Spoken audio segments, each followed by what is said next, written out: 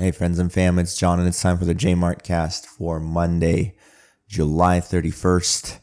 What's going on? How are you? Hope you've had a great couple of weeks. I haven't checked in with anyone for a couple of weeks now. Sorry about that. It's, the middle of the summer, so that means some vacation time and doing things, which means a little bit less time spent on the podcast. So my apologies for that. But yeah, I've had a great couple weeks. So the first weekend that I missed the podcast, I'd gone off to Banff with my wife and another couple friend, and it was a beautiful place for a visit. I had an amazing time. Only stayed for 4 nights, but you know what? That felt like it was enough. The air there was quite dry, and I don't know, it seemed to affect me and my wife a little bit, but other than that, it was great. The sights were amazing. The Rocky Mountains are gorgeous. They're beautiful to see. An interesting thing is I ended up downloading this app called Turo, Turo, which is basically like the Airbnb for cars. So I was able to get a pretty good, cheap, reliable rental that we got when we flew to Calgary to drive to Banff, and then we stayed at a hotel in town on the main street. And yeah, it was great. We did a bunch of hikes around the area. The first day we just kind of checked out the city.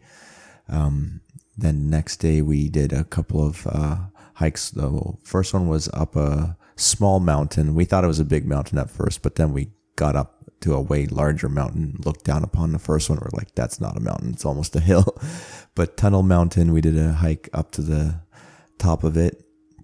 That's right by the Banff kind of proper area. And then we also did another one a little bit further away called Johnson Canyon. You can do this trail to go see some falls, which we did, which was pleasant as well, although it was a little bit more crowded than the Tunnel Mountain one. And then the following day was the big day where we went to see Lake Louise. And it was a great day because we did a lot of hiking over a long period of time. We started the day off really early at I think 4:45 a.m. was our alarm in the morning, because we didn't book a shuttle to drop us off at Lake Louise. That's what most people do because the parking lot gets full. But if you wake up at 4:45 and get there before 6, then you're pretty much guaranteed to have a parking spot, which is exactly what we did. And then we got there, and as soon as you get out of the parking lot, you kind of walk maybe less than 5 minutes and you're right at Lake Louise. So you're pretty much right there, and the sun was rising as we got there. So we got to see this beautiful, image of the lake with the mountains in the background with the sun hitting it. The sun rays it was kind of like we were looking at the lake and the sun was rising behind us, and the sun rays were hitting the lake and the mountains as we were looking at it. So it was beautiful. And then they have an insane amount of trails around Lake Louise. So we did something, I think we were guessing with the amount of kilometers that we covered for the day. It added up to something like between 15 and 20 kilometers of hiking that we completed in something like 5 hours, I believe. So we started hiking at around 7. We got there at 6, but then the first hour we kind of just hung out right by the lake as the sun was rising. And then we hiked for 5 hours. What does that come to? I think we pretty much returned back to the parking lot by 2 p.m. in the afternoon. And then our day wasn't even done because after that, we had booked tickets to take this gondola up to the top of Sulphur Mountain. Yeah, that's what it was called, Sulphur Mountain. And they have an amazing lookout there where you can get a 360 view in every direction at the Rockies. And it's just an amazing sight to behold. And then the great thing was, because we were doing 5 hours of hiking since 6 in the morning, we hadn't really eaten much, and they had a all-you-can-eat buffet restaurant up there, and we're like, yes, this is perfect. And we just stuffed our faces, and then after that went and took a look at the beautiful sights. It was so cool. It was just like this huge deck, and you could walk around and face in every direction and see a huge mountain looking at you. A bunch of them had glaciers on top as well. Let's see, what else did we do? And then the following day, we went to a hot spring in the morning. In the mornings, the weather was quite cool, actually, like in low teens. So you kind of needed a sweater or like a hoodie or something. So we thought it would work out well to go to a nice hot spring in the morning. And that was pretty enjoyable. And in the afternoon that day, my wife and I rented these electric bikes, which we used to bike quite a distance to 2 separate lakes. And it was nice. We did that for like 3 hours, I believe. Yeah, something like that. That was the rental time we had for the bikes, I believe. And it was cool having the e-assist for the bike, because going uphill was like no problem at all. It's kind of interesting because it doesn't have a throttle. So you can't, it's not kind of like a motorcycle where you throttle it and make it go. It's that every time you pedal, it assists the pedaling so that the amount of force you're putting into the pedal is amplified. But if you're not pedaling, you're not going. You can't just throttle it to make it go. So that was interesting, but I kind of liked it. I think the next time I need to buy a bike, I probably just get one of those. Hopefully by then they're pretty cheap. Let's see what else. And then I guess the next day was the last day, and we had a late flight, so we had the morning to do a couple more short hikes along the Bow River, the main river going through Banff. So that was a pleasant time. And then we just returned that car that we rented, got on the flight and got back, and no issues whatsoever. So I had a great week, and then was just too tired to record a podcast. Thought I'd just give it a rest for 1 week. And then this week, a friend of ours who lives in the States by like the upstate New York, Finger Lakes area, invited my family and I and my kids over to her place there, which is like really close to the Finger Lake. What was the name of her lake? Canandaigua, something like that. Canandaigua Lake in the Finger Lakes. She had a sweet place there, so wife and I and the kids visited her and just had a nice time in this beautiful area. And we just got back from a long drive on Sunday. Thought I'd just take the day and relax. So doing the JMART cast today, but I haven't been completely slacking. I did record another State of Health podcast last week on Friday before we went off to New York. And it was a podcast with the person who's in charge of the farm where I buy my meat from, my grass-fed, grass-finished beef from.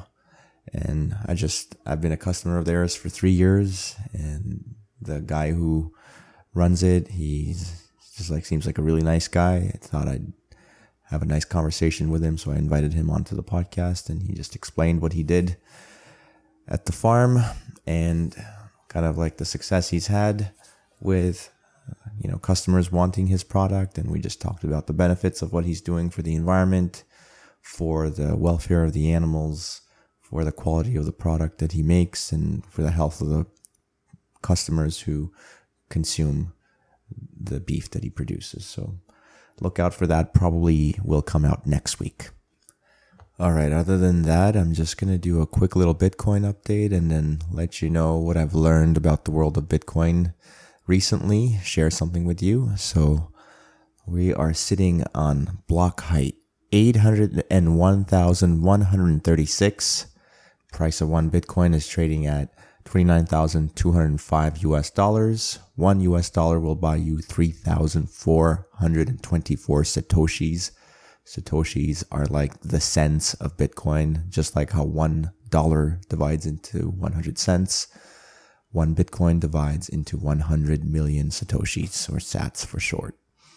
By the way, you can support the podcast by listening through a Bitcoin-enabled podcasting app such as Fountain or Breeze or Podverse. If you don't have any Bitcoin, then get in touch with me and I'll send you some Bitcoin to your podcast app wallet. So yeah, what did I learn in Bitcoin recently? Well, I watched this podcast or listen to it, I guess I should rather say.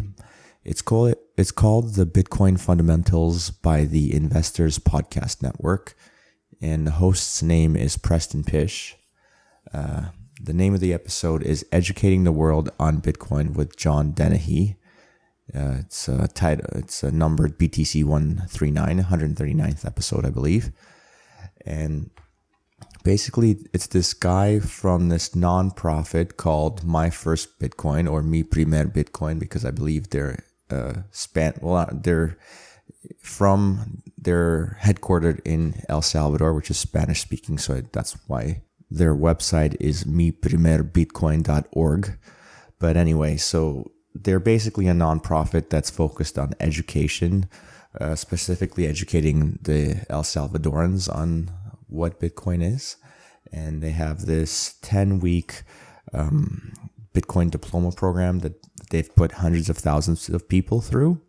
And they go through a lot of really good information in this program, and it's available for free the student workbook is available for free for anyone to download. So if you go to miprimerbitcoin.io, I'm sure if you just Google search My First Bitcoin, it'll come up as the first link, and you can just download the workbook for free. And it just goes through explaining a lot of the important aspects of Bitcoin from a technical perspective, but also understanding why Bitcoin is needed. So I'm just going to read a short little paragraph at the very beginning of this workbook, which is a message from the founder of this nonprofit. And it says, "It is essential to have a firm grasp on the basics of money, its history, and the current financial system before studying Bitcoin. Understanding these concepts provides a strong foundation for comprehending the unique and disruptive nature of Bitcoin. By learning about the evolution of money, you will be able to better understand the potential and limitations of the current financial system and how Bitcoin aims to address them. Without this foundation, it may be challenging to fully appreciate the significance and potential impact of Bitcoin. Trust the process of learning and stay focused, as the reward of a deeper understanding and appreciation of this cutting-edge field will be well worth it." I totally stand behind this message. I think 100% improving your knowledge and understanding of what Bitcoin is going to be well worth it. And this is a really good free resource for anyone to check out. Again, go to miprimerbitcoin.io, miprimerbitcoin.io, and you can download this workbook for free. And here, I'll quickly just go over some of the titles in the table of contents.